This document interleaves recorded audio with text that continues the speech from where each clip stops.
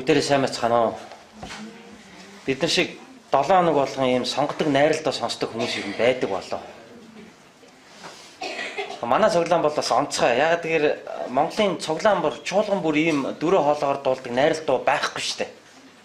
500-аад чуулган байгаа. Гэхдээ үүн дотор ер нь нэг гарын 10 хороонд хүрэхгүй юм найралтуутай чуулган л байгаа ер нь бол.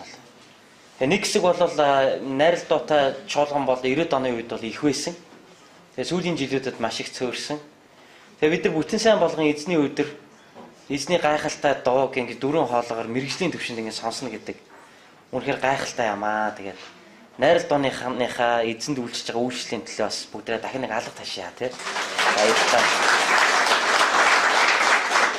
Өнөөдөр өглөө би энэ дээр байжсэн. Тэгээ найралт дууныхаа 9 цаг өнгөрөөгөөд найралт дууныхаа бэлтгэлээ хийсэн. Тэгээд энэ төгөлдөр хуурны аялгуу энэ найралт дууныхны юм дуулж байгаа дуу би энэ дээр байжсэн чинь ерөөс миний зүрх рүү ерөөсөө энэ таазыг нэвт зохиол ерөөсөө зүрх рүү маань ерөөсөө ороод ирсэн ерөөсөө бурхан намайг тайвшруулаад зоригжуулаад тайван бай чиний сул дорой би мэдчихээнаа тэгээд миний дотор тайван амгалан бай гэж эзэн намайг ер нь маш их аргадаж тайтгаруулж байгааг би зүрхэндээ мэдэрч үнээр уйлмаар санагдчихсэн. Тэгээд сая ч гэсэн та бүгдтэй хамт энэ дууг сонсоод эзэн надад ямар сайн юм бэ?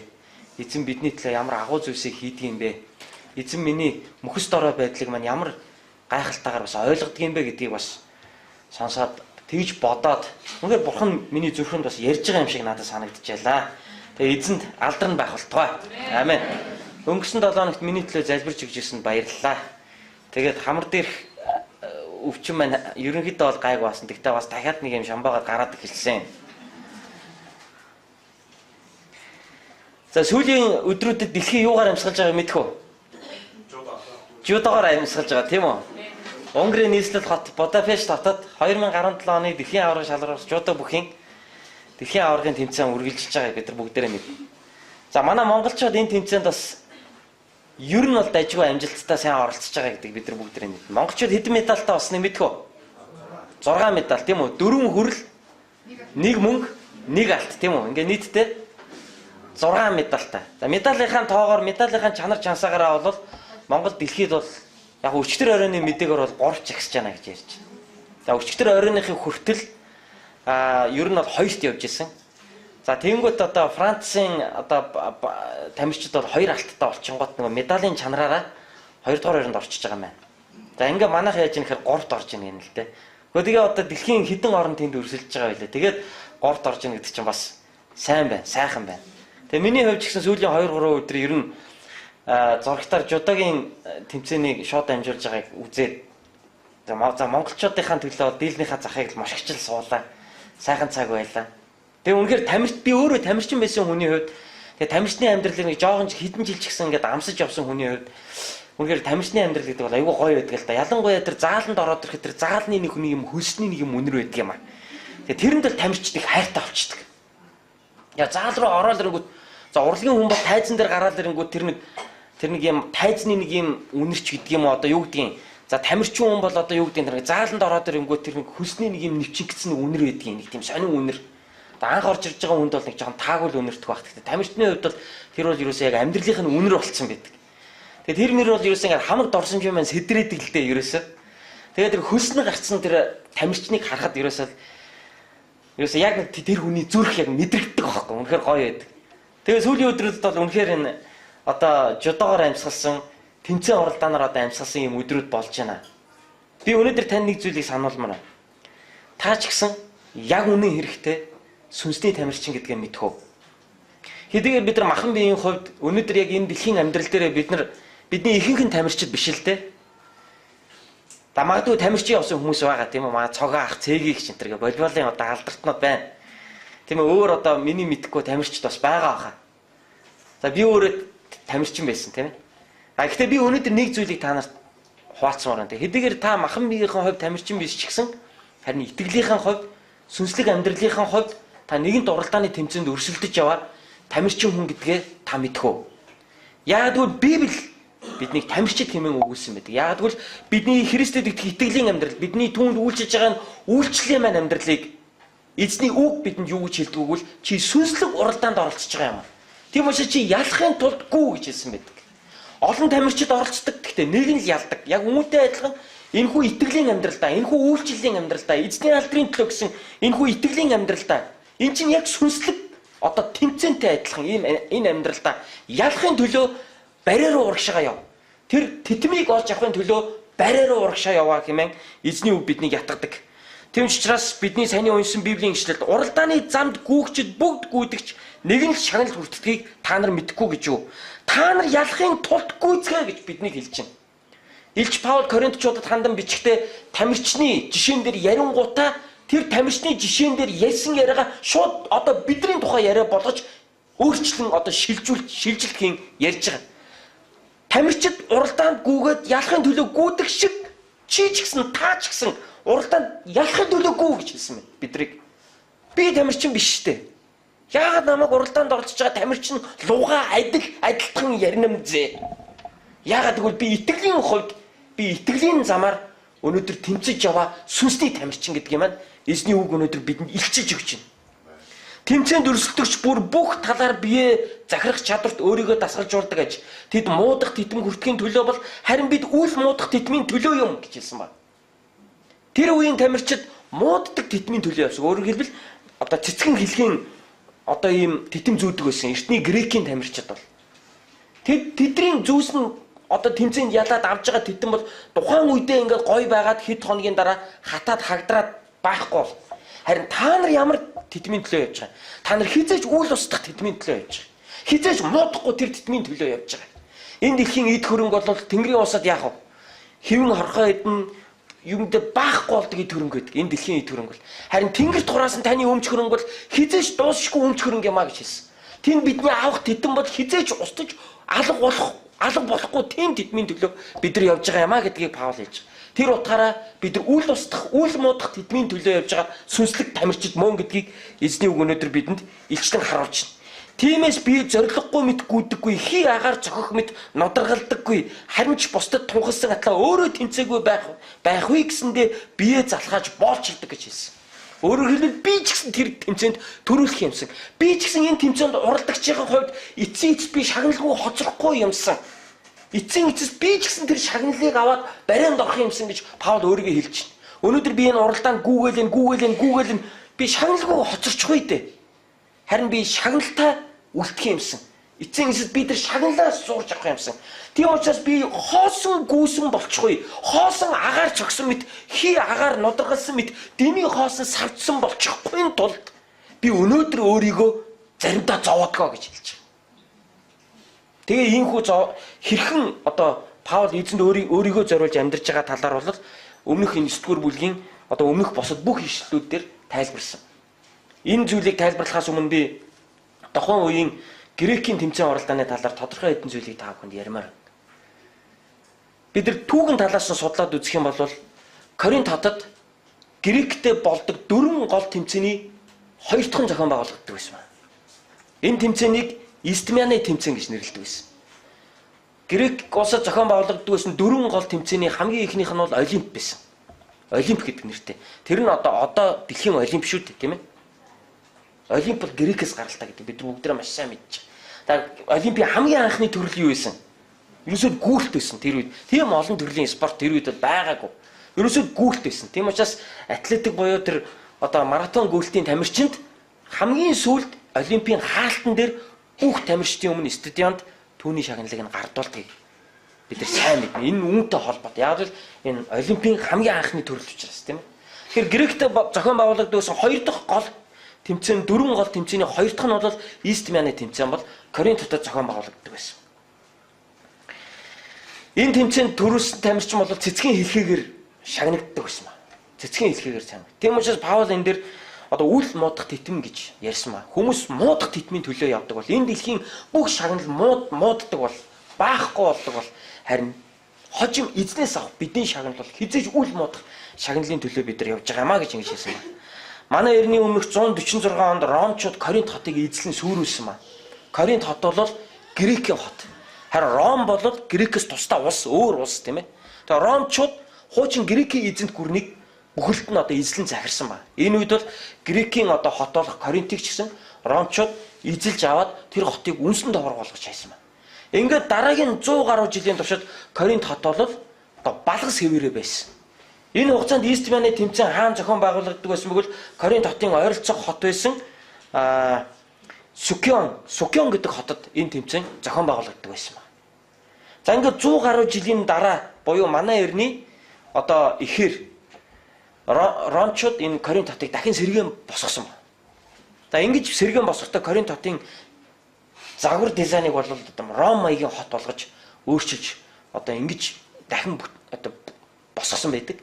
Тэгээ Коринт хотын одоо тойрноос үлдсэн бүх бичгүүд бол латин хэл дээр бичигдсэн. Яг л латин хэл бол өөрөө ромчуудын хэл.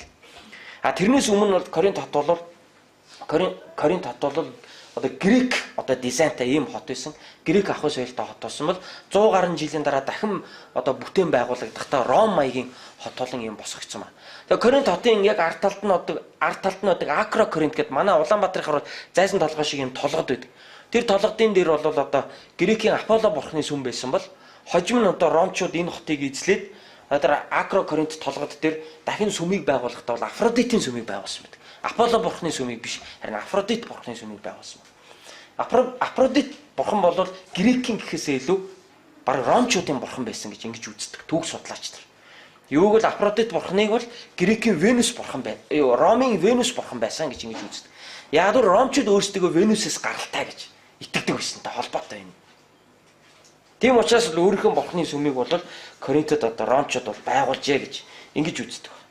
За ингээд Eastman-ы тэмцээнд одоо оролцдог байсан тухайн үеийн тамирчид бол бүтэн 10 сарын туршид бэлтгэл хийдэг байсан. Тухайн үед бол мэрэгжлийн тамирчин гэдэг ойлголт байгаагүй. Тийм ээ? Тэмцээн оролдоонд өрсөлдөөд одоо цалин аавна гэдэг ойлголт бол ерөөсөй байгаагүй тухайн үед бол. Тухайн үед бол одоо хүмүүс ажиллаа хийгээд тэгээ хажуугаар нь бэлдээд бэлдэхгүй бол байжгаад тэмцээнд ордог. Тийм л одоо үе. Тэр бол зүгээр сонирхлын журмаас. За одоогийн одоо энэ жудогийн энэ тамирчид бол одоо энэ Будапештийн тэмцээнд орж байгаа энэ юуны жудогийн тамирчдыг харах юм бол ихвчлэн бол одоо улсаасаа цалин аваад тэтгэлэг аваад бүтэн цагаар бэлтгэл хийж байгаа энэ тамирчид байгаа шүү дээ, тийм ээ. За ийм одоо түүхтэй ийм газар байна. Тийм учраас Паул Коринтчуудад хандан захидал бичгтээ тэдний мэддэг соёл дээр нь бичиж байгаа. Өөрөөр хэлбэл тэд Eastman-ы тэмцээнийг мэддэг байсан. Өөрөөр хэлбэл грекчүүд Олимпийн тэмцээнийг мэддэг байсан. Тэд нар тэмцээнд орохдоо тэд нар цэцгийн хэлхэн тэдмийн төлөө тэмцээнд ордгоо тэд нар мэддэг байсан. Тэгэхээр тэдний мэддэг зүйл дээр нь Паул эзний үгийг одоо ярьж байгаа. Тэдний мэддэг ойлгодог амьдралынх нь химнэл болсон амьдралынх нь ахуй соёлтой холбоотой зүйл дээр нь Паул эзний үгийг тайлбарлаж байгаа. Тийм учраас Паул юу гэж хэлсэн гэхээр бүхэн гүйдэгч тийм ээ нэг нь л шагнал авдгийн адил та нар тийхүү тэмцэлт гэж хэлэхэд Коринтчууд энийг шууд ойлгож хүлээж авчихсан. Энэ үг бол тэдний соёлд ахуй соёлд бол шууд туссан баг. Өөрөөр хэлбэл тэд спортын тэмцээн оролдоон гэж юу гэдгийг мэддэг. Тэд хүмүүс муудах тэтмийн төлөө явдаг бол харин бид үл муудах тэтмийн төлөө явж байгаа маа гэдэг үгийг Коринтчууд шууд ойлгосон баг. Юуг бол нэрэл тиймдэл гэж Коринтчууд бодсон баг. Юуг бол тэр үеийн тамирчид бол зүгээр навчин тэтмийн төлөө явж исэн бол харин бидний бурхнаас авах шагнал бол хожим алтан тэтмийн төлөө хизээч үл устдах тэр шагналын төлөө бид нар явж байгаа юмаа гэдгийг Паул үгээрээ хэлсэн ба. Өнөөдөр би бас таныг ятгах байна. Таны итгэлийн амьдрал, таны үйлчлэл яг уралдааны замаар уралдаж буй тамирчны амьдрал шиг. Заримдаа бид нар тийм сэтгэл төрдөг, тийм үү? Заримдаа итгэлийн амьдрал хүнд хэцүү мэт санагддаг. Заримдаа үйлчлэл хүнд хэцүү мэт санагддаг. Энэ нь яг л нөгөө тамирчин тэмцээнд ороод хялаа гэж ярьдаг шүү дээ. Одоо та нарын жудогийн тэмцээнийг үзсэн бол нөгөө голден скор цаг руугаа орчхороо тэднээс үнэхээр хялааж байгаа тийм ээ. Үнэхээр одоо хүчгүй болж дуусчих. Тэгэхээр эцсийн хүчээ шахвал тэмцэлж байгаа. Ялангуяа манай одоо сая дэлхийн авраг болсон манай Сумья. Тийм хэдхэн минутын дээрээ яллаа. 13 дахь минутын дээрээ ялсан баа шүү дээ. Тэр жудогийн түүхэнд ийм удаан үргэлжилсэн одоо барилдаан бол ер нь баг байдгүй юм байна. Тэгээд энэ нь алтын төлөө байсан. Дэлхийн аврагын төлөө байсан. Финалийн барилдаан байсан тийм ээ. Тэгээд дээр нь ямар тамирчинтай? Японы тамирчинтай. Өмнө нь ялагдчихсэн тамирчинтай. Энэ бол үнэхээр одоо юу гэдгийг киногоор ярих юм бол одоо нөгөө Холливуудынхны хийдэг нэг акшн кинонууд бол киногоор ингээ ярих юм бол ерөөсө хамгийн сүүлчийн нэг хамгийн өстө ялж ялагдхаа үдсэн өстө амнаа там цаан амь утганы ирэндээ байдаг нэг киноны өстө хамгийн оргил үе нэрэл тийм байгаа байхгүй. тэгэл үнэхээр одоо ялж ялагдахаа үзэж нэгээ үз нэхэд нэлээ оролцсон баг тийм ээ. Тэгээ яасан 13 дахь минутан дээр өөрөөр хэлбэл голден скор тоолж эхэлсэн цагаас 8 дахь минут тийм үү. А яг үндэ тэмцээн бол яг үндсэн тэмц барилдаан бол 4 минут үргэлжлэдэг. Тэгээ 8 минутан дээр 4-ийг нэмэх юм бол 8 гаруй минут тийм 4 минутыг нэмэх юм бол 13 орчим минут болчихж байгаа. За ингээд 13 дахь минутан дээр Манер бол яасан? Үнэхээр одоо санаанд оромгүй мөхийг хийсэн байгаа шүү тийм ээ. Яасан бэлээ? Нөгөөх нь ч ядарсан, өөрөө ч ядарсан. А гэхдээ үнэхээр тэгээд хийчихнэ гэж бодоагүй байсан мөхийг шууд толгоогоор нь уургалж аваад тонгорцсон байгаа шүү дээ. Тийм ээ. Тэгээд ерөөсөө яг хажуугаар нь унгаагаал тэгэл базарын үнэлгээ аваад ялсан ба. Үнэхээр гайхалтай. Тэгэхээр энэ хэсэг дээр хэлж яана л да. Юу хэлж байгаа вэ гэхээр тамирчид ялахын тулд бүх талаар бие барих чадварт өөрийгөө дасгалжуулдаг гэж хэлж байгаа. Ялангуяа 25 дахь ишлэгийг та нар хараа л да. Тэмцээнд өрсөлдөгч бүр бүх талаар бие барих, бие захирах чадварт өөрийгөө дасгалжуулдаг аж гэж. Хэрвээ бие захирах чадварт өөрийгөө дасгалжуулаагүй бол дэлхийн аварга сумьяа маань ийм олон одоо удаан цагаар тийм ээ барилдаж үнэхээр чадахгүй байх байсан. Тэгэхээр бүх талаар бие барих, бие захирах чадварт өөрийгөө дасгалжуулсан учраас яаж ийм ихлээр удаан хугацаанд өрсөлдөж, удаан хугацаанд тууштайгаар тэмцэлдэж болол үнэхээр чадчих.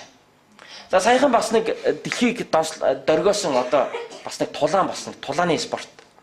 Мэргэжлийн боксын нэгч ялагдж байгаагүй 5 одоо жингийн авраг Мэйведер гэдэг одоо Америкийн мэргэжлийн боксчин. Холимог тулааны авраг Макгрегор гэдэг одоо Ирландын тамирчин хоёр хоорондоо одоо сая бол яасан тэмцэлсэн ба. Тэгээд тэд нар мэргэжлийн боксоор тэмцэлсэн ба.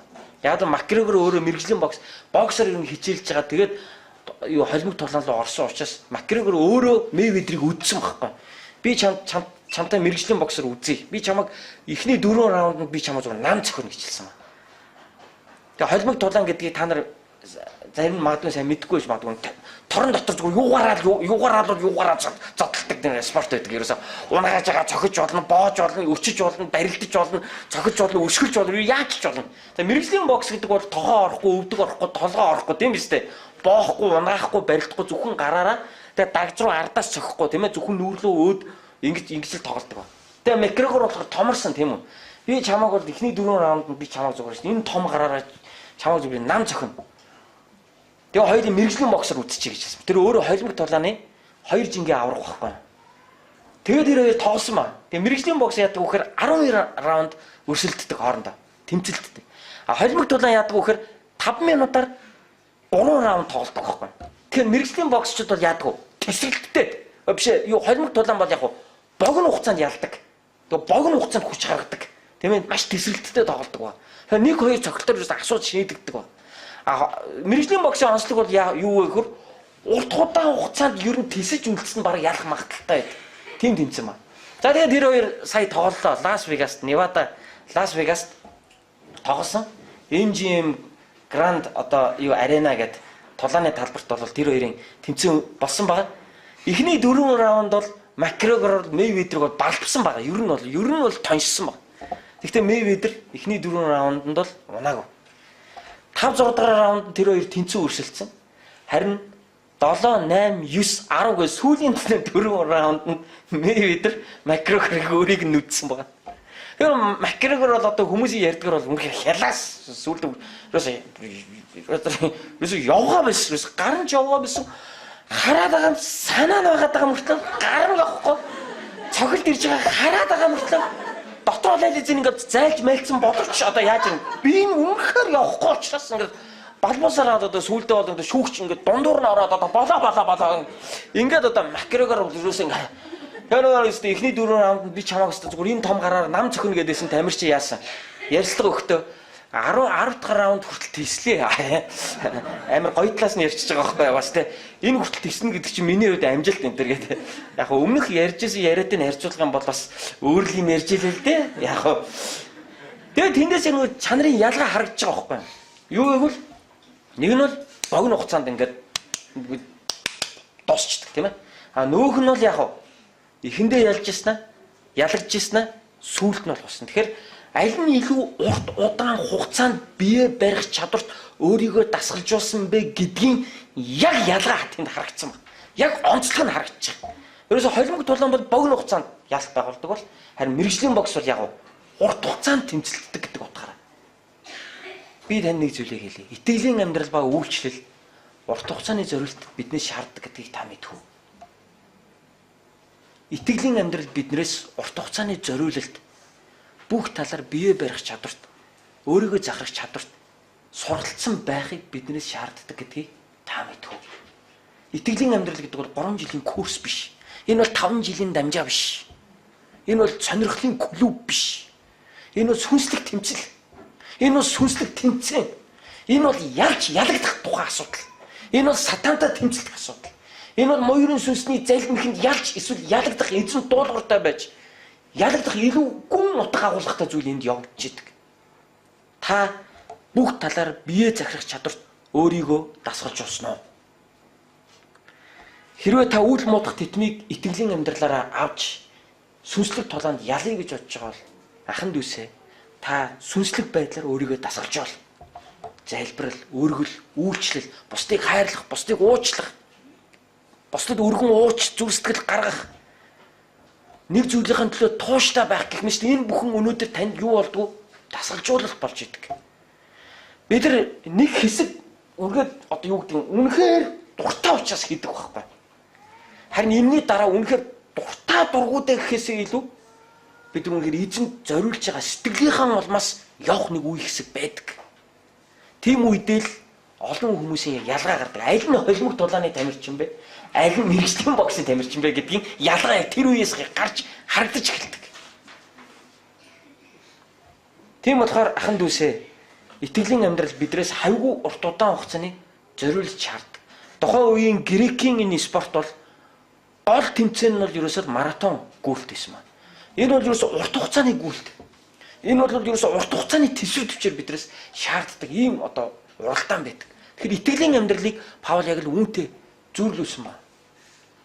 Ахын дүүсээ би та бүгдийг зоригжуулж байна. Тэмцээнд ялагч болоорой. Тэмцээнд төрүүлэгч болоорой. Тэгээд үл муудах тэтмийг та бүхэн аваарай. Яг сумья шиг тийм ээ. Хожим эзний өмнө бид нар түүнээс ч илүү их алдартай зогсоолно гэдгийг та нар тэрийг хараад бодоорой. Амен. Дэлхийн алдар бол дэлхийдээ дууснаа. Дэлхийн алдар бол энэ үед яригадад мартагдах түүх байхгүй энэ бол. Тийм ээ. Дэлхийн алдар бол яг зэвэрч хуушраад алгуулдаг юм байхгүй. Харин бидний хожим эзнээс авах шагнал бол хизээж дуусахгүй, хизээж алгуулшгүй. Тэр үнэт зүйлийн төлөө, тэр хизээж дуусахгүй тэтмийн төлөө, шагналын төлөө бид нар явж байгаа. Бид нар хожим бүх дэлхийнхний өмнө эзнээс шагналаа авах болно. Тийм ээ. Ямар гоё байсан бэ? Тамирчин сумын урд гараад төрийн дуулал их шиг нулимс нь гоожод бүх дэлхийд түүнийг харж байна. Ямар гоё юм бэ нэг талаар? Ямар атаархмаар юм бэ нэг талаар? Гэхдээ би зүгээр танд бас би танд урам өгмөр юу хожим бүх ертөнцийн өмнө та бурхнаас шагналаа авч нулимс туслан зогсох тэр цаг үеийн төлөө өнөөдөр би таныг итгэлээрээ энэ тэмцээнд яваач гэж зоригж болмоор. Тийм ээ. Тэр үед бүх ертөнц таныг харах болно. Тэр үед бүх ертөнц таныг сайн дуусгалаа гэдгийг чи харах болно. Таныг эцсийн хүртэл тэмцэн гэдгийг чинь харах болно. Эцсийн хүртэл голден скор хэдэн минут үргэлжлэхийг мэдэхгүй. Гэхдээ эцсийн хүртэл тэр таныг итгэлээр явсан, итгэлээр эзэнд өөрийгөө зориулж итгэлээр ялалт байгуулсан гэдгийг чинь бүх орчлон хорвоо тэр үед харах болно. Тэр үед сайшаал нь хэн нэг хүнээс биш харин бурхнаас байх болно. Тэгэхээр энэ сүнслэг тэмцээнд би та бүгдийг ялаач гэж зоригжуулмаар байна. Ялаач гэж урамшуулмаар байна. Урагшаага зүтгэж гэж би та бүгдийг зоригжуулмаар байна. Паул энэ хэсгийг ярихын тулд өөрийнхөө жишээг ярьсан маа. Паул энэхүү тэмцээнд оролцсон явж би өөрөө үр дүнгуу дуусчихгүй байх юмсан гэдгийг Паул ойлгуулахын тулд өөрийнхөө итгэлийн тэмцлийг яг энэ 9 дугаар бүлгийн өмнөх 22 ишлэл дээр дурдж байгаа. Бид нар түрүүн 23-аас 27 дугаар ишлэл хүртэл уншсан шүү дээ. Тийм ээ? Энэ бол яг сүүлийн дүнэлт хэсгийг бид нар уншиж байгаа байхгүй. Гэхдээ энийг хэлэхийн тулд Паул өөрийнхөө тэмцээнд хэрхэн уралдаж байгаа тухайга заасан ба. Тэгэхээр бид нар Паулын өөрийнх нь тэмцээнд энэ итгэлийн тэмцээнд энэ үйлчлэлийн тэмцээнд хэрхэн уралдаж байгаагаас нь бид нар өнөөдөр суралцах боломжтой. Яагаад гэвэл та ялъя гэж бодож байгаа бол ялдаг тамирчнаас суралцах хэрэгтэй. Тийм үү? Та тамирчин байсан бол та алдартай тамирчдын бичлэгийг үздэг байх. Үзчихсэн байх. Би үүшүүгийн тамирчин байсан. Би үүшүүгийн алдартай тамирчдын бичлэгийг үздэг байсан. Тэд яг тэр элементийг яаж хийж байгааг, тэр үсрэлттэй өшгөлтийг яаж хийж байгааг тэд нар яаж түлхэлт авч байгааг, тэд нар яаж техникийн хувьд хөдөлж байгааг би харж суралцдаг байсан. Жодогийн тамирчид бас жодогийнхаа аваргуудын бичлэгийг үздэг баг. Яг үүнтэй адилхан бид итгэлийн тамирчид юм бол итгэлийн аваргын бичлэгийг бас үзэх ёстой. Тэр өөрийнхөө бичлэгийг бичүүлдээсэн энэ хэсэг дээр. Тийм ээ? Та яг энэ 9 дугаар бүлгийн 1 дугаар ишлэлээс ахуулаад 22 дугаар ишлэл хүртэл унших юм бол яг YouTube-ээр Паулын бичлэгийг үзэж байгаа юм шиг санагдах бол. Паул өөрийнхөө итгэлийн тэмцлийг ингэж өгүүлж байна. 1 дугаар ишлэл дээрээс эхлүүлээд ингэж хэлсэн. Би эрхчлөөтэй биш гэж юу? Би илч биш гэж юу? Би эзэн Иесусыг хараагүй гэж юу? Та нар эзэн доторх миний ажил биш гэж юу? Хэрв би бусдад илч биш байлаач та нарт бол мөн. Учир нь та нар бол эзэн доторх элчийн албаны минь тамга юм. Намайг шалгагчдад хандах өмгөөлөл минь ийм юм гэж ингэж хэлсэн. Тэгэхээр Паулыг зарим хүмүүс юу гэж хэлдэг байсан гэхээр Паул бол яг ориг илч биш гэж ярьдаг байсан. А нөгөө 12 Есүсийг яг дагж исэн 12 бол яг жинхэнэ илч. А Паул бол яг нэг жоохон яг Паул илч юм уу да гэсэн ийм яриа 1-р зууны үеийн Христ итгэгчдийн донд байсан. Харин Паул одоо энэ дэр би бол яг жинхэнэ илч юм а гэдгийг баталж байна. Юу гэж баталж байна? Би Есүсийг хараагүй юу гэж. Яг тэгвэл элч нарыг элч хэмээн одоо хүлээн зөвшөөрдөг нэг одоо том стандарт нь юу байсан бэ гэхээр Есүсийг харсан байх хэрэгтэй байсан тухайн үеийн элч нар. Яг тэгвэл тэд яг Есүстэй хамт 3 жил түүнийг дагсан. Есүсээс өөрөөс нь суралцсан. Есүсийн дуу хоолойг сонссон. Есүсийг харсан байх хэрэгтэй байсан ба. Тийм учраас 1-р зууны үеийн элч нарт одоо тавьдаг шаардлага бол энэ байсан. Гэтэл Паулыг бол юу гэж хэлсэн гэхээр үе наа чинь 12-ийн 1 биш шүү дээ. Яг Есүсийг дагж исэн 12-ийн 1 бол Паул байгаагүй. Паул чинь тэдний дараа Есүст итгэсэн хүн учраас. Тэгэхээр Паул илч биш ээ гэж. Харин Паул энэ хэсгээр юу гэж хэлж байгаа? Би Есүсийг хараагүй гэж юу? Харсан шүү дээ гэдэг утгаар энэ хэсгийг ярьж байгаа. Яагаад гэвэл Үүс номын 9-р бүлгийг унших юм бол Паул үзэгдэл дотор Есүстэй уулзсан байдаг. Тэнгэрээс хурц гэрэл тусаад Паул газар унаад Паула чи юунд намайг авчина вэ гэж асуусан байдаг. Харин Паул тэр үед та хинбэ гэж асуусан чинь чиний хавчиж мөшгөөд байгаа Есүс ч юм байна. Бос замаараа яв. Дамаскад оч. Тэнд би юу хийгээ чинь чамд зааж өгнө гэж хэлсэн байдаг. Ингээд Паул Есүстэй учран уулзсан. Энэ уулзалтаар дамжуулаад Паул бол яасан? Жинхэнэ элч болж тослогдсон байгаа шүү дээ. Паул энэ тухайгаа ярьж байгаа. Тэгээ өшөө юу гэж хэлж байна? Намайг элч гэдгийг батлах нэг тэмдэг маань юу вэ? Та нар шүү дээ. Коринтын чуулганыхныг хэлж байна. Та нар багхгүй юу?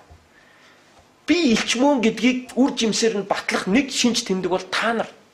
Миний элчийн тамга та нар багхгүй юу? Юу гэвэл би элч учраас та нар Христэд итгэхэд өнөөдөр Коринтын чуулган бий болоод байгуулагдаад явж байгаа үстэй. Эн чинь намайг гэрчлэх маш том гэрчлэл. Эн чинь намайг элч мөн гэдгийг минь тамгалсан тамга багхгүй юу? Тэр бол та нар юм а гэж Паул хэлсэн байна. Жинхэнэ эзнэр дуудагдсан хүний үйлчлэл үр жимсээрээ танигддаг. Цаг хугацааны туршид энэ харагддаг байна. 90-ад оны үед би санаж байна. Бид нар анх цуглаанд ингээд миний үеийн маш олон залуучууд явж байхад би хэлдэг байсан та нарт. Өмнө хэлжсэн тийм ээ. Миний үеийн залуучууд ихэнх нь юу гэж ярьдаг байсан? Би пастор болно гэж ярьдаг байсан. Миний үеийн охтууд ихэнх нь юу гэж ярьдаг байсан гэж? Би пастрын эхнэр болно гэж ярьдаг байсан. Нэрээ тийм байсан. Яг бол тэр үеийн пастрын эхнэр хоёр бол ерөөсө бидний имиж болцсон байсан.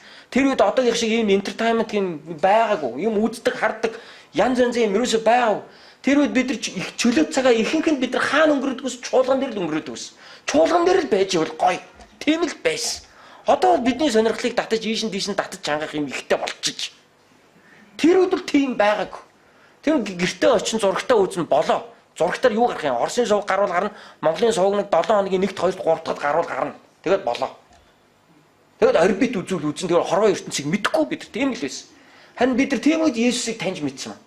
Тэгээд бидний хувьд ерөөсөө цуглаан ерөөсөө амь амьдрал ерөөсөө хамгийн сайхан газар бол цуглаан маань л байсан. Тэгээд пастрыг хараад ямар гоё юм бэ? Ийм болох юмсан. Пастрыг эхнэрийг хараад ямар гоё юм бэ? Ийм болох юмсан. Бүгдээрээ тэгж мөрөддөг гэсэн. Харин 20 жил өнгөрсний дараа ярьсан болгон пастор болоогүй. Ярьсан болгон пастрын эхнэр болоогүй. Дуудлага гэдэг чинь өөр байна. Цаг хугацаа үнийг харуулдаг. Хэн хэмбэ гэдгийг. Ер нь бол харуулдаг.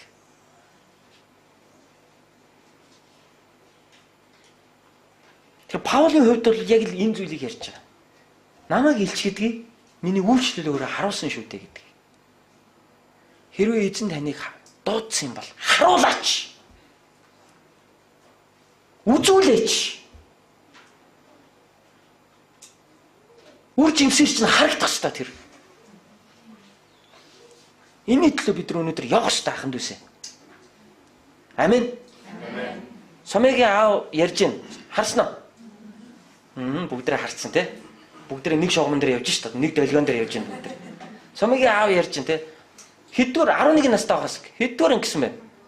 6 дугаар ангид байхаас жудоогоор хичээлнэ гэсэн аав дэмжиж оруулсан. Өнөөдрийг хүртэл хаяагүй явсан гэж байгаа юм. Өнөөдрийг хүртэл хаяагүй явсан. Хаяагүй явсан. Яг сонирхлоороо яг үнээр хүслээрээ явсан гэж. Тийм учраас үр дүнд хүрч байгаа байхгүй. Сумьяатай зэрэгцэж яваад дундаас нь хайсан зөндөө хүн байгаа шүү дээ. Хэрвээ хамт явсан бол сумья байтугай амжилтанд хүрэх авьяаслаг хүмүүс ч байсан билүү. Би өөрөө үүшүүгээ спортоор хичээлж исэн. Эвсэлтэй л дээ, хөдөлгөөний эвсэлтэй ер нь бол миний. Тэгээ хөдөлгөөний хувьд бол гайгүй мэдрэмжтэй байхгүй юу? Ер нь. Тэгээ ер нь юмыг нэг өөр юм болгоод авчдаг нэг юм зантай. Ер нь ямар ч хөдөлгөөнийг нэг яг нэг өөрийн хөдөлгөөн болгоод авчдаг. Нэг юм зантай. Гэтэ ганцаараа би юм байгаагүй шүү. Надаас илүү чадвартай тамирч байсан байхгүй. Тэд яагаад тэд нар тэгтээ амжилтанд хүрээгүй. Тэд нар яагүй байхгүй тэр замаараа. Паул хэлж байна. Паул явсан байхгүй. Намайг 2002 онд пастораар томилогдож хаад пастор бүгдээрээ нийлээ нэг цайлга хийсэн.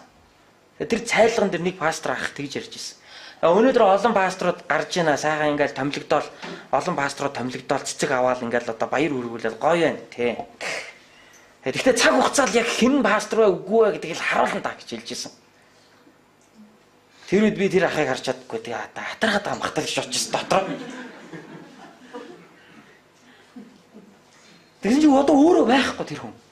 Христийн бие дотор. Пастор биш.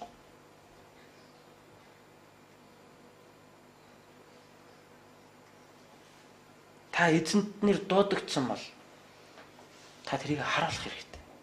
Үүнд нь зориулт байдаг юм аа. Тэр зориулт юу танд мэдрүүлдэг гэж өвдөлт мэдрүүлдэг байхгүй. Өвдөлтгүй зориулт гэж юус байхгүй. Би тамирчин багтаа ийм үсрэлтийн ийм бэлтгэл хийдэг байсан. Одоо нэг ийм тавцсан дээр нэг хөлөө тавь, нөгөө хөлөө доор нь тавиад тэгээ нэг хөл дээр жигээ дээшээ үсрээд буухдаа энэ хөлөө газар тавиад нөгөө хөлөө тавцсан дээрээ тавиад тэгээ энэ хөлөөрөө дахиад жигээд дээшээ үсрээд буухдаа нөгөө хөлөө газар тавиад энэ хөлөө тавцсан дээрээ тавиад ингээд өөрөөр хэлбэл шилбэний арын ирээн болчин гэж ярьдаг. Энэ ирээн болчингийн түлхэлтийг сайжруулах юм дасгал хийдэг. Яг тэгвэл миний хийдэг спортод маш их үсрэлтүүд хийдэг байсан учраас үсрэлттэй юм элементүүд их олон ордог байсан учраас бид нар өндөр үсрэх хэрэгтэй байдаг байсан. Намхан үсрэх юм бол оноо бага хүн тэмцээнд. Тийм учраас хөлний ном, уулны ном их сайн байх хэрэгтэй. Тэгээд шилбэний энэ түлхэлт аягүй сайн байх хэрэгтэй байсан. Тэгээд өндөр үсрэх чадвал одоо тэр хүн тамирчин бол оноо өндөр авах боломжтой байдаг. Тэгээд тэр дасгал ингэ хийсээр хагаад багштаа загнуулж хийсээр хагаад чи болохгүй юм чи гэдэг намайг хийж явах загнаад байгаа шүү дээ. Тэгээд загнуулаад хийгээд байгаа шүү дээ. Тэгээс үүлдээ миний ингэ зүүн хөлний одоо 90 болчин бүр ингэ зангирчижсэн. Маш их өвдөлт мэдэрчсэн. Одоо миний баруун хөл зүүн хөлний хоёр болчин хоёр өөр байдаг. Зүүн хөлнийх нь болчин дээрээ ингэ овоороо зангирсан. Баруун хөлнийх нь болохоор ерөөдөө нэг юм үргэлж маягтай нэг юм байдаг. Гэх мэт энэ бол зүгээр нэг л жишээ. Хоёр гойны манд болчин зангираад би явж чадахгүй мөлхөд заалнаасаа гарч ирсэн өдөр надад байсан. 2-3 удаа энэ миний тамирчин байх үед байсан. Уруул маань шингэн дутгсноос болоод хөхрөөд тэгээд болчин маань хоёр гойны маань 3 толгой болчин гэж ярьдаг. Зангирчаад тавихгүй би алхаж чадахгүй мөлхөд би хоцсолдог өрөө рүүгээ явж исэн. Амжилтын төлөө бэлтгэл хийгээд өвдөлт авдаг байхгүй юу? Ингэхгүйгээр амжилт нь хүрнэ гэж байхгүй. Итгэлийн амьдрал яг адилхан. Та золиос гарахгүйгээр та өвдөлт мэдрэхгүйгээр итгэлээр амьдрах гэж байхгүй. Тийм юм байхгүйгээр та үр жимс гаргана гэж хэзээж байхгүй. Манайхан жоохон өвдөлт мэдрээд ирэнгүүтээ болио гэж яриа. болоо албатай шашиг суулна.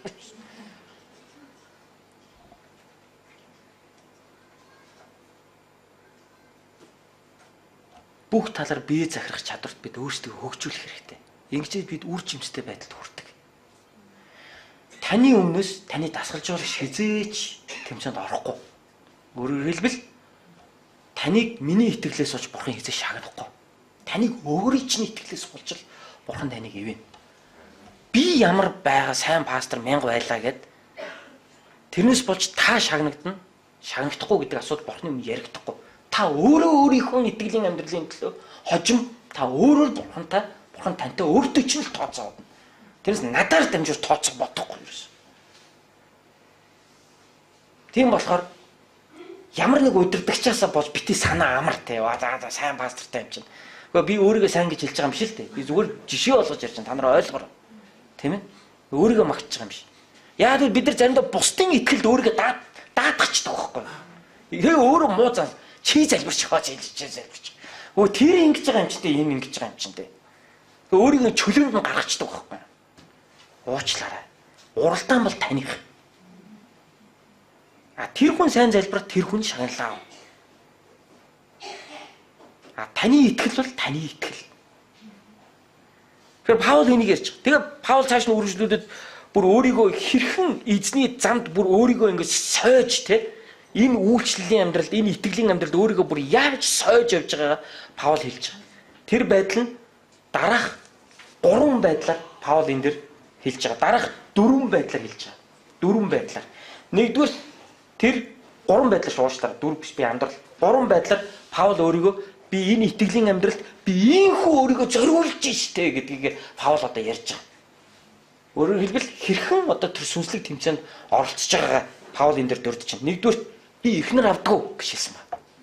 Би бусад элчнэр шиг ихнэртэй биш. Петрийг хар. Есүсийн бидний эзэн Есүсийн дүүнэрийг хар. Бүгдээ ихнэртэй. Тэр хаа явсан газар ихнэрээ дагуулж явж байгаа. Надад тийх ирэх байхгүй юу? Би ч гэсэн ир хүн штэ. Хүнээр хайрлуулмаар байна штэ. Хэн хүнээр халамжлуулмаар байна штэ. Гэхдээ би тэгдэггүй. Яагаад? Сайн мэдээнд садаа болохгүй гэхээс. Би энэ сайн мэдээг би ямар саадгүйгээр би бусдад дамжуулмаар байна. Өмнө нь 7 дугаар бүлэг дээр энэ сэдвээр ярьжсэн та нар санаж байна уу?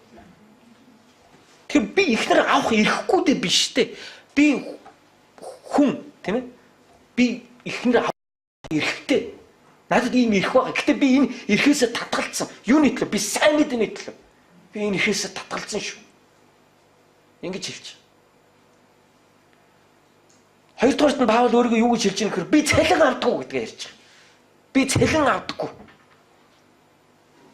Цалин авахгүйгээр би үйлчилж байгаа. Би өөрөө ажиллаа хийгээд өөрийнхөө амьдралыг залгуулад авчиад би өнөөдөр та нарт би сайн мэдээг үнгүүгээр намлаад үнгүүгээр тунхаглаад би явж байгаа. Энэ бол миний бахархал.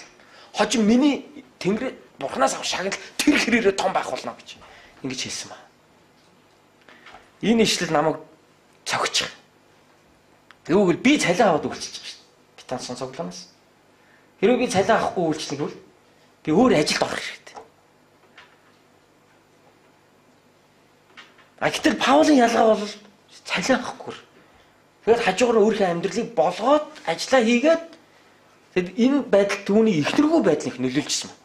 Яг бол түүнд гэр бүл гэж байгаагүй, түүнд ихнэр гэж байгаагүй, түүнд хүүхэд гэж байгаагүй учраас тэр цалинтай байгаад аргашгаа ингээл ийм санаа зов түүнд ерөөс байхгүйсэн. Тийм учраас тэр өөрөө хоолтой хувцтай л байл болоо.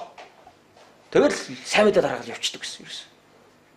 Тийм болохоор Паул юу гэж хэлж би цалин авахгүйгээр хэдэг. Гэтэл Библийн зарчмын дагуу сүнслэг үйлчлэл хийж байгаа хүн бол тэр сүнслэг үйлчлэлээс өөрөө тэжээгдэх ёстой гэдгийг Паул хэлж байгаа. Эртний Израильч гэсэн Лев овгийнхан Израильчуудынхаа 11-ээр амьдардаг байсан. Тахилын ширээнд үйлчилдэг хүн тахилын ширээн дээрх махнаас тодорхой хэмжээний өөртөө авдаг байсан. Тэгээд одоо хэдийн 19-ийн бурханд өргөд 11-үүдийн ингэж аваад тэгээд тэр хүн тэрүүгээр амьдардаг байсан. Тийм ч учраас юу буудаа цайруулж байгаа үхрийн аманд хушууш бүүхий. Яагаад гэвэл тэр хүн тэр үхэр буудаа цайруулж байхдаа буудаанаас идэг. Идэхгүй бол яаж хийх юм бэ? Яг үүнтэй адилхан сайн мэдээ тарадаг хүн сайн мэдээнээс амьдр. сүмийн үйлчлэл хийж байгаа хүн сүмээсээ амьдрах гэж. Энэ зарчим бол зөв байхгүй юу? Энэ юу ч буруу зарчим биш. Тэгэхээр энэ зарчмын дагуу Паул энэ эрхийг эдлэх эрх түүнд байсан уу? Байсан. Коринтчуудаас тэр цалин авах боломжтой байсан уу? Байсан. Тэр бусад чуулгануудаас цалин авах боломжтой байсан уу? Байсан. Тэгтээ тэр авахгүйгээр хийж байгаа. Энэ эрхээ эдлээгүй. Өөрөөр тэр их нэртэй байх эрхээ эдлээгүй, тэр цалин авах эрхээ ч эдлээгүй. А бусад элчнэр бол авдаг штэ. Би авахгүй хийж байгаа. Паул ингэж хэлж байгаа. Тэгээ Паул энүүгээр юу хэлж байгаа вэ гэвэл би үүгээрээ энэ өөрөө миний бахархал юм аа. Миний энэ бахархлыг та нар уландаа гიშгснээс би үхсэн дээр гэж Паул хэлж байгаа. Тэр Паулын зан чанар бол бас их юм хурц. Хурц юм илэрхийлэмжтэй хүн байсан. Өөрөө. Миний энэ бахархлыг та нар уландаа гიშгснээс би энэ бахархлаа үгүй болгосноос би үхсэн дээр гэж. Паул ингэж хурц байдлаар ингэж илэрхийлж байгаа юм. Өөрөө. Ингэж илэрхийлж. Тэгэхээр би энүүгээрээ цалин авдаг пасторуудыг буруудах гэж байгаа юм биш. Тийм ээ? Ер нь Библийн зарчмын дагуу сүнслэг үйлчлэл хийж байгаа хүн сүнслэг үйлчлэлээсээ тэжээгдэх ёстой гэдэг. Энэ угаасаа эзний хүсэл мөн. Гэхдээ энэ хүслийг энэ зарчмын дагуу Паул энийг идэл хэрэглээд амьдрах боломжтой байсан нүгэл боломжтой байсан. Гэхдээ Паул энэ өөрөө сайн дураараа би ингэхгүй гэж хэлж байсан байна. Энэ бол Паулын өөрийн итгэлийн шийдвэр байсан. Миний хувьд ариун ургас чуулганыг байгуулад 11 жил энэ чуулганд үйлчлэхдээ цалин аваагүй үйлчлсэн бас. Тэгэхээр энэ байдлыг бас тодорхой хэмжээнд амсаж үзсэн. Би Паулын хэмжээнд өөргөд адилхан ярьж би үнэхээр чадахгүй. Паулын хажууд бол би бол хэд дахин дорой амьд. Над чиг амьтныг Бурхан өнөөдөр пастор болгоод чуулганы төлөө дутуу дөлмөгч гэсэн намайг хэрглэж хагаад би эзэн талархаж түүний нэгүслийг магтахаас өөр хэл хүүг надад үнэндээ байхгүй. Надад өөрөөрөө бахархаж сайрахад Паул шиг ингэж сайргаж ярих юм байхгүй. Гэхдээ 11 жил би ингэж үйлчлэхдээ Паулын ингэж хэлж байгааг одоо жоохон ч гэсэн ойлгох боломжтой болсон. Жоохон ч гэсэн гэж би хэлж байгаа шүү. Тэрнээс би Паулыг ингэж хэлж байгаа шиг би энэ хэмжээнд гэж би үнэхээр хэлж чадахгүй. Тэгэхдээ би энийг жоохон ч гэсэн амсаж үзсэн. Яагаад гэвэл би тэр чуулганыг байгуулад үйлчилж явахдаа ажиллаа хийгээд чуулганы хажуугаар нь авч явдаг гэсэн. Гэхдээ энд бэрхшээл үүдэг. Юу гэвэл чуулгандаа хангалттай цаг зарцуулж чаддаг. Хүмүүсийн төлөө хангалттай явж чаддаг. Паулын хувьд бол өөр. Яг л Паул бол илч хүн байсан. Би Паултай адилхан өөрийгөө илч гэж хэлэхгүй шүү дээ. Паул бол олон чуулганы дунд үйлчилдэг байсан учраас нэг чуулган дээр удаан байх шаардлага байдаггүй байсан. Миний хувьд бол өөр шүү. Би пастор учраас нэг чуулган дээр тогтож үйлчилж байгаа учраас энэ илүү эрсдэлтэй хэцүү байдаг гэсэн. Тийм байдлаар үйлчилсэн. Тэгэхээр Паул үүнийг өөрийнхөө сайрхал гэж ярьж байгаа. Би Битанцхан чуулганд цалин авахгүйгээр үйлчилж байгаа хүмүүсийг би өнөөдөр магтмаар байна та нарыг. Би энэ хэсгээс өөрийнхөө тухай биш. Би таны тухай ярмаар байна. Үүгээрээ та эзнээс авах шагналтай нь үлэмж авах юм а гэдгийг л би хэлмээр. Та энд өнөөдөр 10 цаас авахгүй, 20 цаас авахгүй та сэтгэлээрээ үйлчлэл явж байгаа. Манай чуулганд 40 гаруй хүн яг итгэвтэй үйлчлдэг. Үйлчлэлтэр байдаг. Тэр хүмүүс ерөөсөө цалин авдаг. Угтагчийн үйлчлэлтэр байгаа хүмүүс байна. Энэ Магдалины үйлчлэлтэр байгаа хүмүүс байна. Хүүхдийн багш хийж байгаа хүмүүс байна. Эсийн бүлгийн ахлагч нар маань. Нэг талаар яриул зүгээр хүний ирэх гэж яриул албатай юу? Ер нь баг. Шаардлагатай заавал ингэж байгаа. Зүгээр яг ирэх гэдэг талаас яриул ямар шаардлагагүй шүү дээ. Дуртай бол хаяа яв болно шүү дээ. Энэ сонголтоороо хийж байгаа сэтгэл дураараа хийж байгаа юм байхгүй. Дур сонирхлоороо хийж байгаа юм байхгүй. Гэхдээ би таны би өнөөдөр магтмаар байна. Танд ийм шанс байгаач та яг Паул шиг үйлчилж байгаа. Өөрөөр хэлбэл та чуулгандаа сайн дураараа яг итгэлээр эзний төлөө та хийж. Энэний чинь шагнал агуу байх болно. Яагаад гэвэл Паул ингэж хэлж байна. Харин би эдгээрээс юу ч ашиглаагүй. Намайг ийм байхын тулд ч эдгээрийг бичээгүй. Учир нь миний бахархлыг хэн нэг нь хоосон болгосноос үгсэн минь дээр. Учир нь надад энэ алб тохиогдсон тул би сайн мэдээг тунхагласнараа сайрхах юм. Учир нь би сайн мэдээг эс тунхаглаас золгүй. Би үүнийг хүслээрээ хийвэл шагнал хүртэн. Хүслийн минь эсрэг Байлаач нярмын үүрэг нь надад даалгагдсан юм аа гэж хэлсэн байна. Хэлж чинь энэ аль үүрэг надад Бурханаас тохиогдсон. Тийм учраас би цалинтай цалингүй хийн энийг. Яг ийм утгаар Паул хэлж байгаа. Би энийг хүслээрээ хийвэл би эзнээс том шагналаа. Тэг хүслээрээ биш байсан ч би үүнийг миний надад өгсөн эзний минь нярмын үүрэг гэж үзээд би энийг хийх болно гэдгийг Паул хэлж байгаа. Өнөөдөр ийм сэтгэлгээ чуулганы үйлчлэгч нарт хаяа заримдаа жоон дутагддаг. Та нарын ихэнх нь Паул шиг байж ирсэн. Та нарт баярлалаа гэж би хэлмээр байна. Та нар ямар надад ч үйлчилсэн биш дээ. Бурхан та нарт баярлж байгаа гэж би итгэж байна. Яагаад гэвэл Бурхан таныг ямар сэтгэлээр өнөөдрийг хүртэл үйлчилж ирснийг чинь мэдж байгаа. Ашиг харахгүйгээр үйлчилж ирсэн.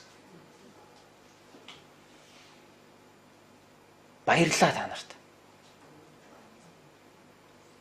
Яагаад гэвэл энэ бол агуу итгэл юм.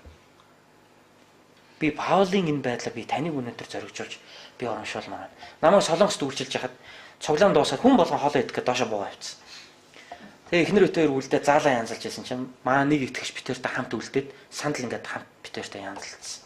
Тэгээ битэр баярлаа түүнд очиод цэгийг баярлаа гэж хэлсэн. Тэгсэн чинь цэгийг юунд нь баярлалдгийг. Тийм сонин ааштай юм гэдэг байхгүй юу.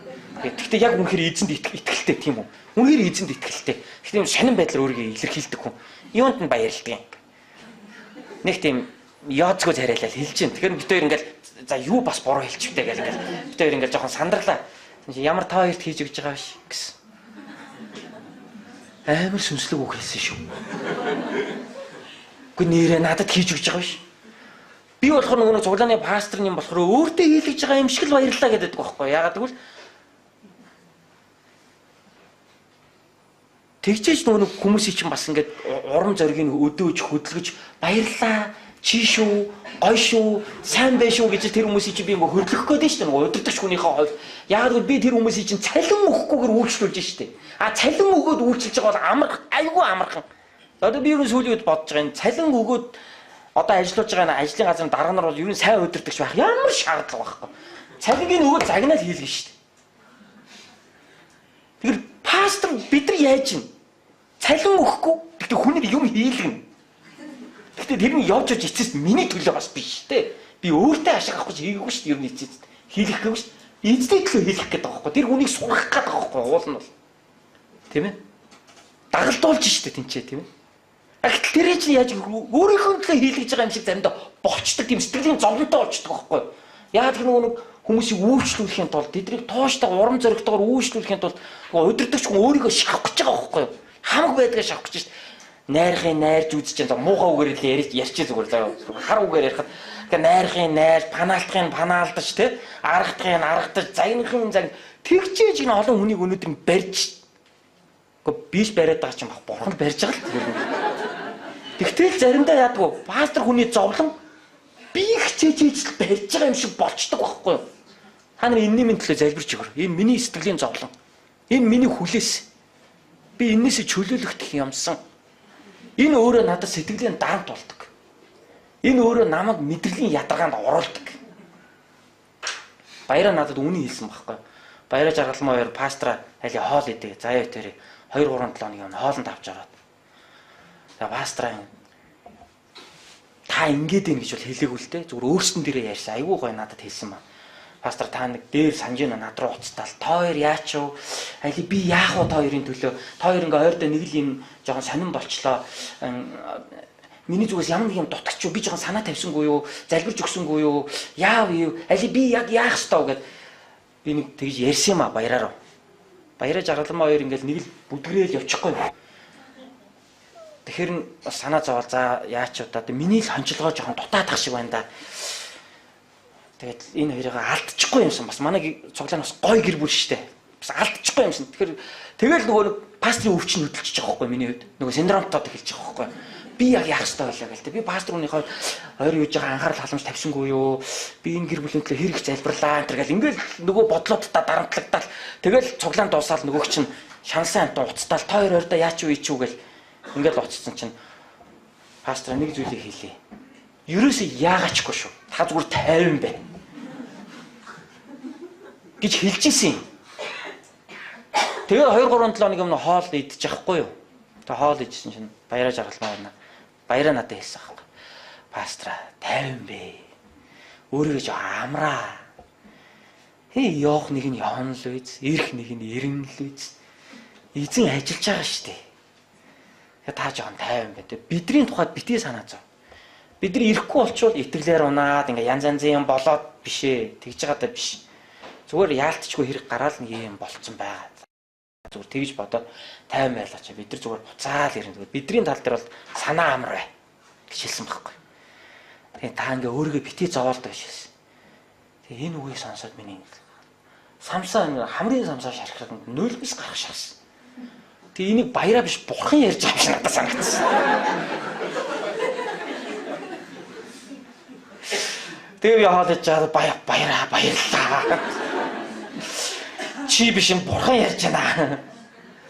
Бурхан миний сэтгэлийг мэдж. Тэр ийм сул дорой амтэн шүү дээ миний хувьд бол. За юу ярьж байгаа юу яриа явчих. Үндсэн сэдв юу ярьж байлаа?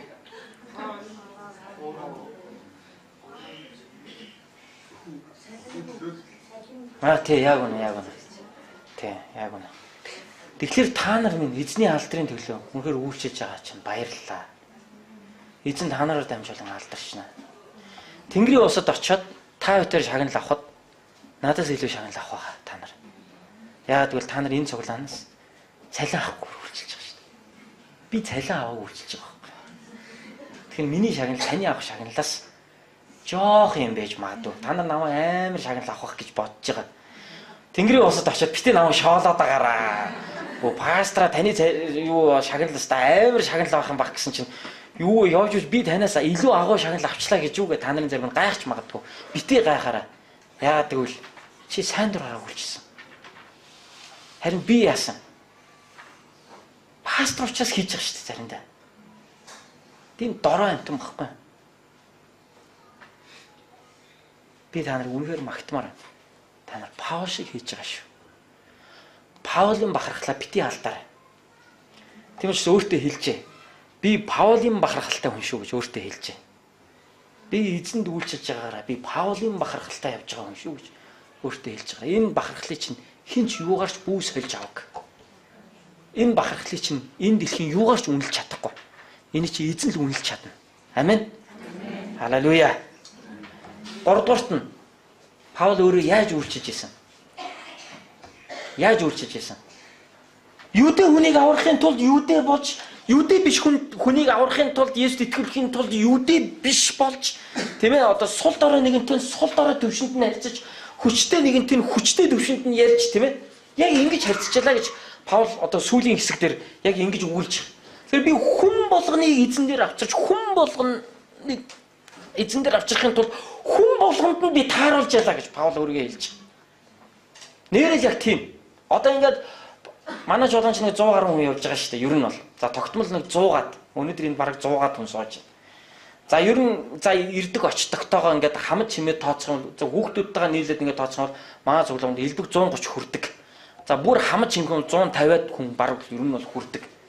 Хаяа ирдэг очтогтойгоо нийлэх юм бол. Тэгэхээр энэ олон хүмүүстэй чи харьцахад янз янзын хүмүүсттэй харьцдаг байхгүй юу? Бизнесментэй ярина, улс төрчтэй ярина, профессортой ярина, багш хүнтэй ярина.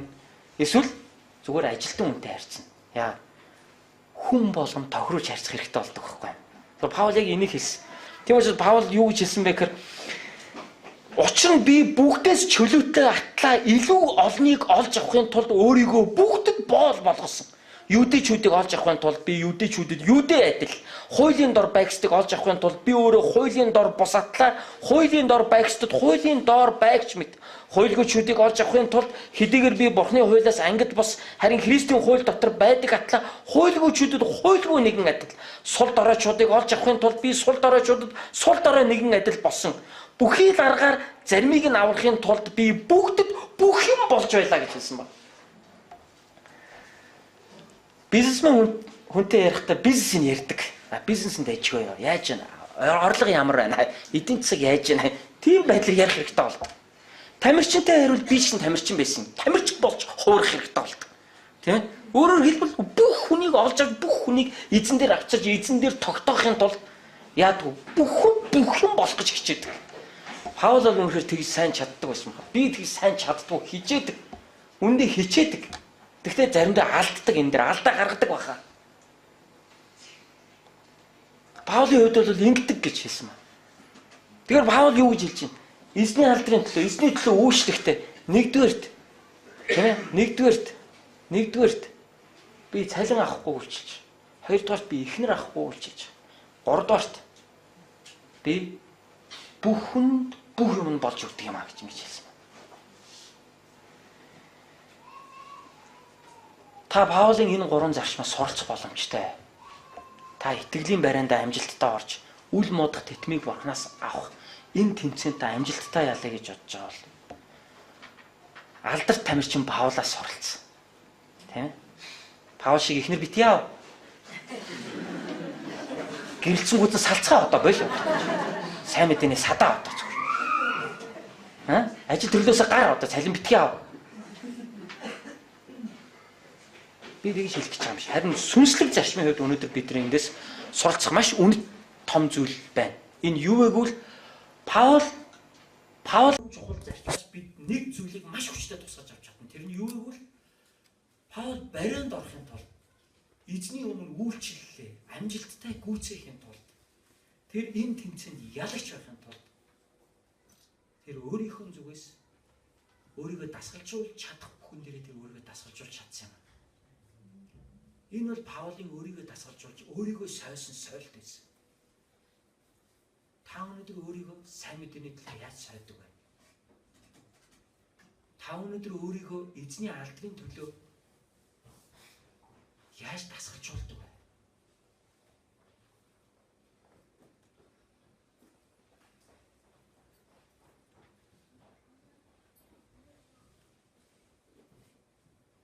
Та эзний өмнө би ингэж үйлчилсэн, би ингэж явж байгаа гэсэн хожим эзнэр шанагдах итгэлийн бахархалтай явж байгаа юм та. Тэгэхээр Паул шиг итгэлийн бахархлыг төрүүлж амьдраач гэж би таныг зориулж байна. Тийм ээ. Паул бол одоо ярих юмтай явж шít. Яг мөн шиг би таныг ийм итгэлийн гэрчлэлтэй эзний замаар яваасаа үүшлээсэн гэж та бүдэрээ зориулж болохыг хүсэж байна. Эзэн тантай хамт байж үл муудах тэтмэн таних байх болтугай. Амен. Хамт залбирцгаая.